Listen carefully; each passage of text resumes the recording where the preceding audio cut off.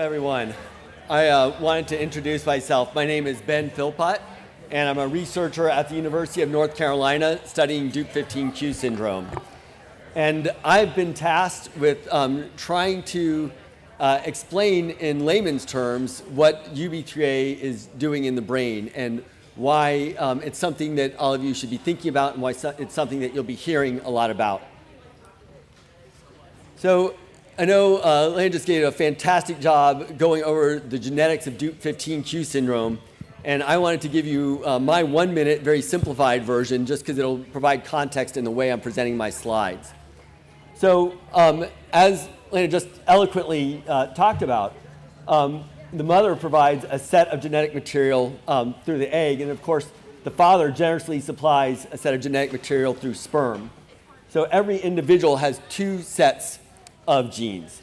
One they inherit from mom, and one they inherit from their father. Now, as Lana just described, sometimes you can get aberrations where there's extra copies of the genetic material. So you can imagine a stretch of DNA that then becomes duplicated so that you have extra genetic material that's carrying extra amounts of genetic information that's encoded for proteins. And as she just mentioned, it's very important whether this extra genetic material is inherited maternally or paternally. So in the case of Dup15q syndrome, if there's a duplication of the region chromosome 15q1, q3 that's inherited maternally, that's very different from the situation when that same genetic material is inherited paternally. So duplications of the maternal 15q1, q3 region can lead to Dup15q syndrome, and this is a case that's kind of a simplified model of interstitial interstitial dupes. And if there's a paternal inheritance and duplication of this 15q1 to q3 region, it leads either to a very less severe form of Dup15q syndrome with less severe phenotypes, or it can lead to even no phenotypes at all.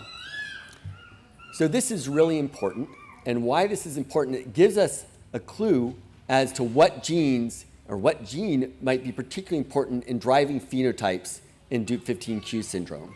As Lana just described, one particularly important gene is UBE3A.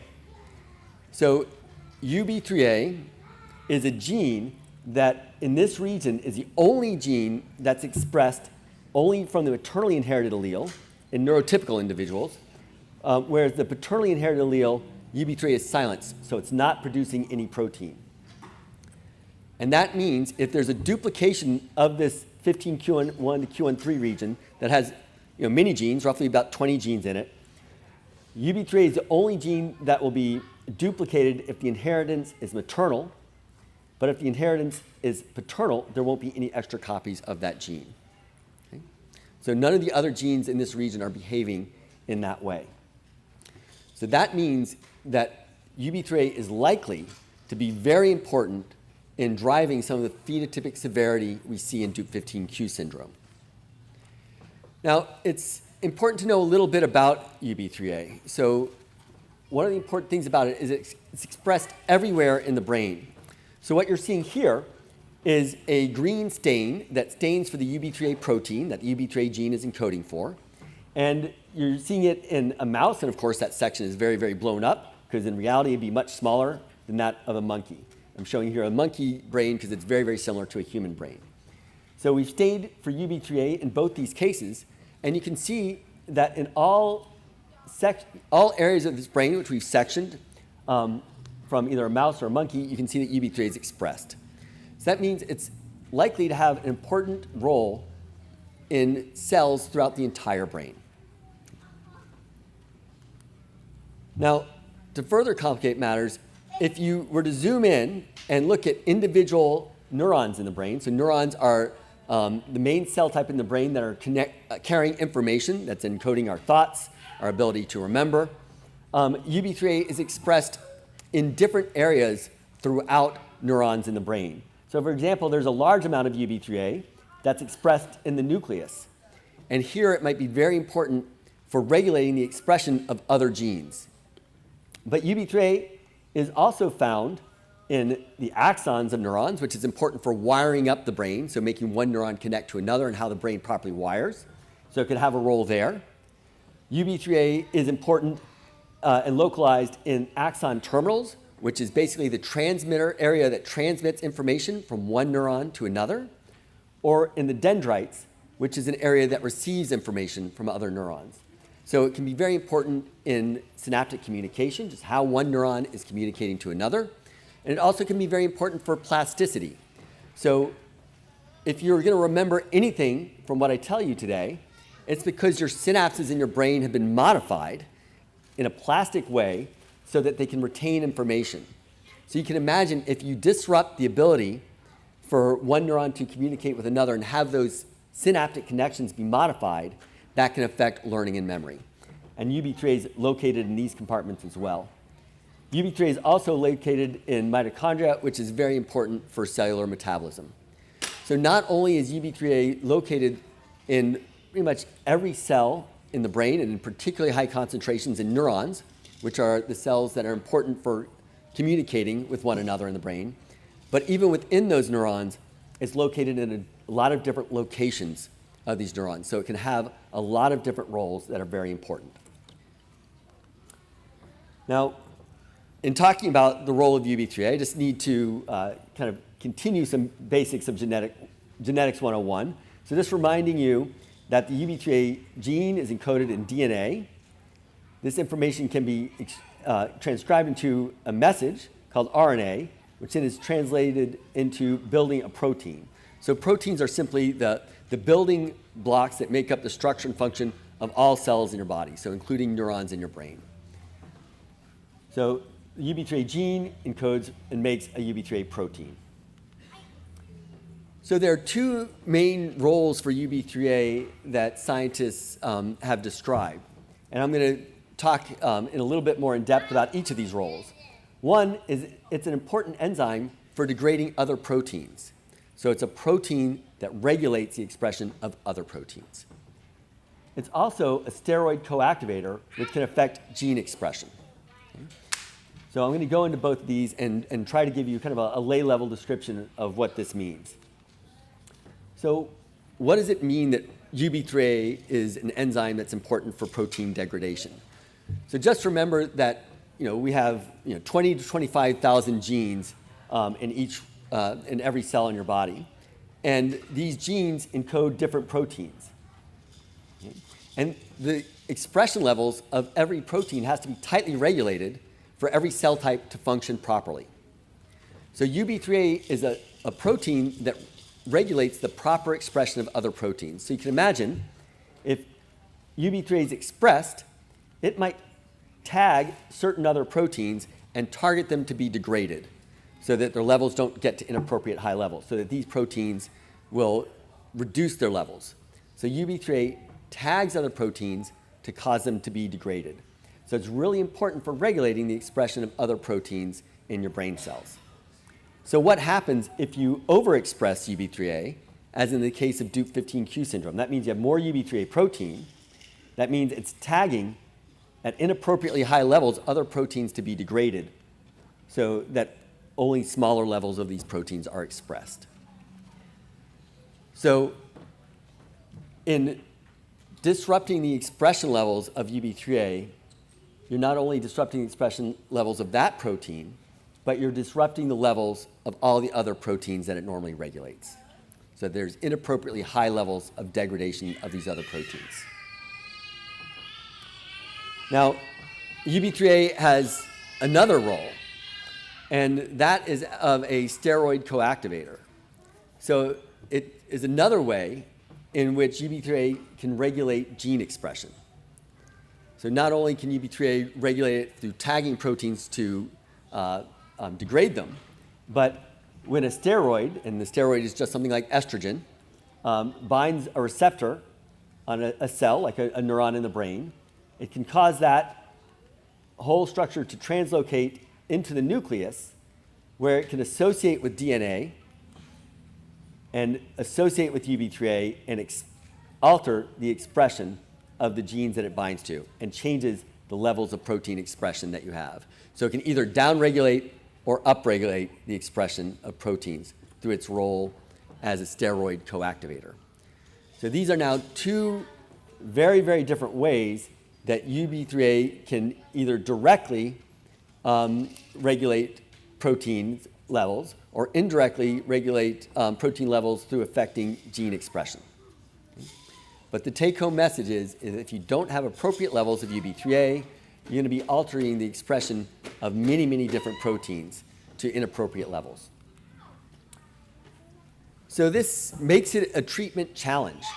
So if there are probably hundreds of different proteins that UBE3A normally targets, then a treatment strategy would have to involve adjusting levels of all those different proteins and finding a way to pharmacologically or genetically target all those different proteins that are affected.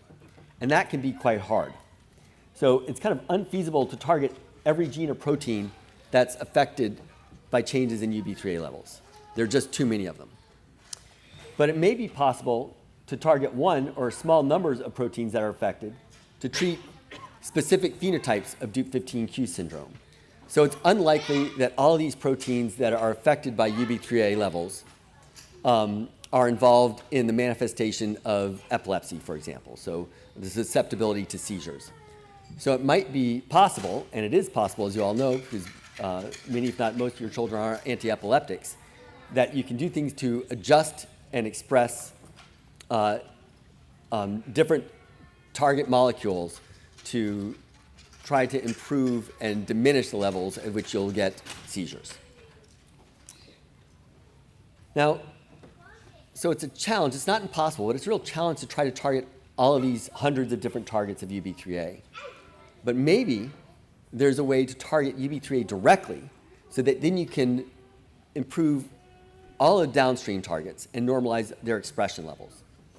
So you can imagine in a neurotypical individual, they're normally expressing UBE3A only off the maternally inherited allele. The paternal allele is silent, so you have appropriate levels of UBE3A expression.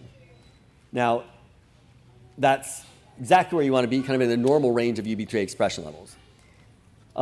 As probably many of you know, if you completely lose UBE3A expression, you get another neurodevelopmental disorder known as Angelman syndrome that also has quite severe phenotypes, including motor dysfunction, lack of speech, intellectual disability.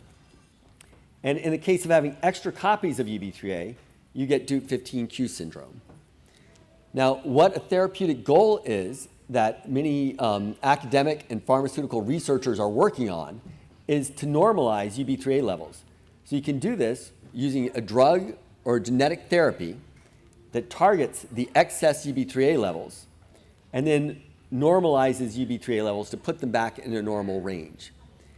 This is a very attractive approach for treating Dup15q syndrome because instead of having to target the hundreds of downstream affected proteins that are altered by UBE3A overexpression, you can simply try to normalize the expression of UBE3A itself, and in doing so, normalize the expression of all its downstream targets.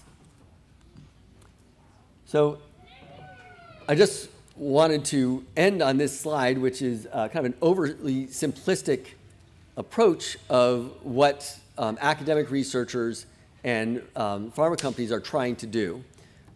Is that they're trying to normalize UBE3A levels in the brain because it offers a very promising opportunity for treating Dup15q syndrome because instead of going for all the downstream targets of UBE3A, you're hitting it at its genetic source.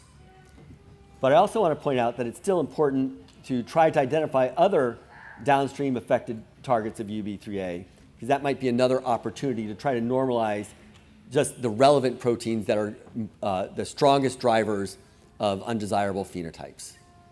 So these are two general strategies. And while this talk has been very UBE3A centric, I also want to remind you that there are other genes in the region that are duplicated when you have a 15q11 to q13 duplication. And the expression of these other genes is also important for affecting the phenotypic severity. So you're going to have, I think the next talk will be talking about targeting other genes in this region pharmacologically so that you can decrease the phenotypic severity in Dup15q syndrome. So hopefully this has been a digestible explanation for why you should really think about UBE3A and why you hear about it a lot and why the scientists and the pharmaceutical companies are so frequently talking about UBE3A, even though there are 20 other genes or so in the region that's duplicated. It plays a particularly important role, and my goal was to try to deliver that message to you, and hopefully I succeeded a little bit. But I'm happy to take any questions now, or I'm also doing a fishbowl in a little bit and happy to answer questions during that time as well. So thank you for your time and attention. We do have a couple of minutes for questions. Any questions? Right here. Oh, he's got you. Go ahead.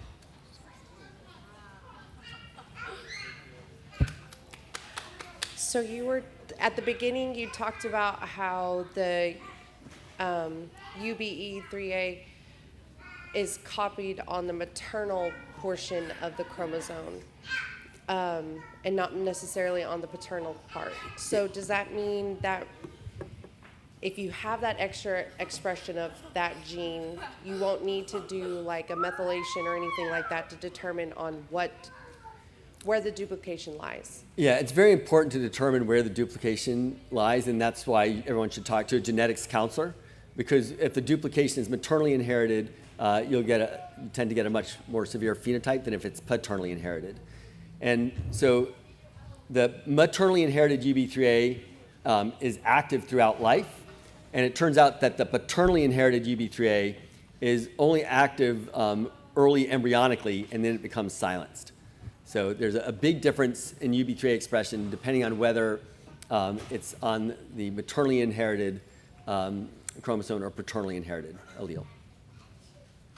That's great. Okay, I see enough. Okay, go ahead. Hi there. You mentioned the proteins downstream that are degraded. Do we know which proteins are affected, or is that still being researched? Yeah, that's a fantastic question. So do we know all the proteins that are targets of UBE3A? And the short answer is no, we don't. It's a very active area of research. Now, with that said, we're starting to identify both downstream targets and interactors, just things that UBE3A binds to. So this includes proteasomal subunits that are involved in degrading proteins. We actually, one of the best described substrate of UBE3A is not something that's relevant to the brain, but it's something very relevant to cervical cancer. So just as a big aside, when an individual gets the human papillomavirus, it brings in something that binds to UBE3A. And when it binds to UBE3A, it targets a tumor suppressor for degradation. When you degrade a tumor suppressor, you get tumors. So UBE3A actually has a very well-documented role in cervical cancer. So it's something you look up. UBE3A has another name. It's called E6AP. So if you look up UBE3A or E6AP, you'll see this very well-documented role in cervical cancer. We've been struggling as a field to try to identify the substrates for UBE3A. And we have a small subset that have been identified, but many researchers and pharma groups are actively working on that, trying to use more sophisticated technologies. But that's a great question, because when I say there are hundreds of proteins that are targeted, that's a guess, right? That's just a wild guess. We really don't know that. It could be a much smaller number. It could be a much larger number. And it also could be that some of those proteins that are targeted really aren't relevant for the disease pathophysiology. So by understanding the substrates that UBE3A is really interacting and targeting, we might realize there's a much more manageable number, or that there are more logical targets that are really good. So I gave you an oversimplified version out of necessity, but the reality is obviously more complicated. All right, I see one over here. I'll run. Oh, wait, he was first. How many of you did not realize you were going to become a scientist from having a baby, right? I was curious, if you do figure out how to control the UBE3A, what kind of effect will it have on our kids? Will we see, like, I mean, Yeah. how much will they change? So- How much can they change if at a certain Yeah. age or what have you? So that's a fantastic question, and I'm going to give you a very ungratifying answer, and that's that we don't know. But I'll break it down a little bit more and tell you that we think, first of all, we're studying this in animal models where they have an analogous region of Dup15q, 101, Q13 duplicated, and they're looking at what happens when you normalize UBE3A levels in an animal model, in a mouse model, to see how much behavior and the phenotypes in the mice that we see that we'll be able to recover. It's further complicated by the fact that it likely will depend on how early in life this intervention can occur. The general rule of thumb is the earlier in life you can normalize genetic expression, the bigger effect of improvement you can have. But even with a late onset or an adult onset intervention, it's possible to have improvements as well. So I know that's not a gratifying answer, but we're not going to really know the extent to which this can improve an individual's life until we get there. We're trying to understand it better with animal models, but the important relevant information is that there's going to be a complex answer depending on what other genes are duplicated, how many extra copies of the other genes are duplicated, what time of life you're intervening, how perfectly you're normalizing UBE3A levels. Are you normalizing UBE3A levels in every cell and in every region of the brain? So there's a very large parameter space that might dictate the exact level of improvement that one might get. All right, we have time for one more question. Oh, it's my boss up here, so I don't know. I'm not sure why I think, yeah, let me just let you go. So a long time ago, they used to call UBE3A the autism gene, but what would you call it? I mean, it seemed like it could be the energy gene, it could be the seizure gene. Like, how are you thinking about that now? Yeah, I mean, I think we just think that there are a lot of kind of pleiotropic actions and roles of UBE3A. So as I mentioned, in some contexts, UBE3A can be relevant for cancer. In some contexts, it's relevant for Angelman syndrome. Sometimes it's Dup15q syndrome and autism. It really depends on where and when UBE3A levels are affected, what's the cellular context, and to what level it's affected. So it has a lot of roles. It's important for synaptic plasticity in the brain. It's important for energy metabolism. It's important for brain size. It really has a lot of roles.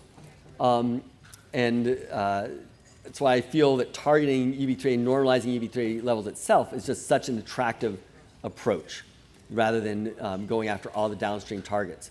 But with that said, I think it's still a very, very worthwhile endeavor and one that our lab is going after as well as others to try to identify the downstream targets of UBE3A. Dr. Philpot, will you be available for questions afterwards? Because I see quite a few hands that Yes, didn't get answered. I'm happy to answer questions afterwards, and I'm also will be at the fishbowl and can answer that questions in, and I'll be around the rest of the day, so anyone can just bump into me and ask me a question. I'm happy to answer questions.